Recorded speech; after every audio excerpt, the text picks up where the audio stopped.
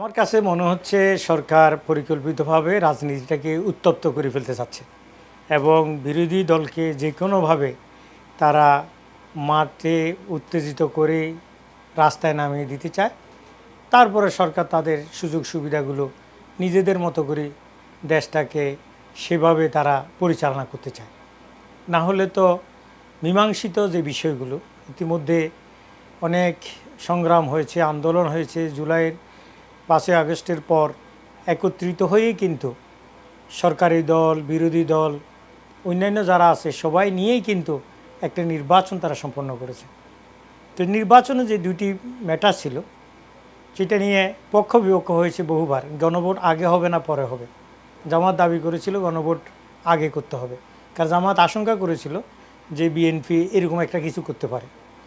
এখন দেখা যাচ্ছে যে গণভোট হলো, জেনারেল নির্বাচন হলো, যেটা শুধু নিজেদের পক্ষে সে অংশটুকুকে বিএনপি কিন্তু মেনে সংসদে গিয়েই রাষ্ট্র পরিচালনা করছে। আর সাথে সাথে দ্বিতীয় যে শপথটা সংস্কার পরিষদে নেওয়ার কথা ছিল সেটা কিন্তু তারা নিচ্ছে না। শপথ একটা নিলে তাদের কি অসুবিধাটা হতো? অথচ এটা আরপিওতে আছে, যে আরপিও বলে আপনি ইলেকশন করেছেন, তাহলে একসাথে দুইটা শপথ নেয়ার পর আপনি বলতেন যে আমরা এইটা আইন করব, এইটা করব না। এগুলো কতগুলো শুভঙ্করের পাখি, মানুষকে জাস্ট ভুলিয়ে রাখার মতো। আমরা জুলাই সনদ সব অক্ষর অক্ষরে পালন করব। তার প্রথম পালন হলো যে জুলাই সনদের উপরে সংস্কার পরিষদে শপথ নেয়া। তো আপনি তো সেটা নিলেন না।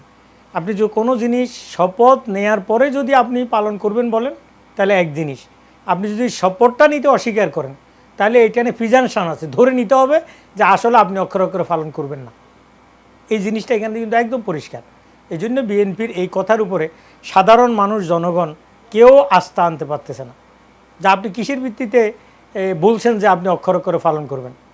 জুলাই সনদের যে আলোকে যে সিদ্ধান্ত, কোনোটাই তো আপনি কমপ্লাই করছেন না, বরং এটাকে এখন এই বাতিল করে দেওয়ার জন্য সরাসরি প্রস্তাব আনতেছেন।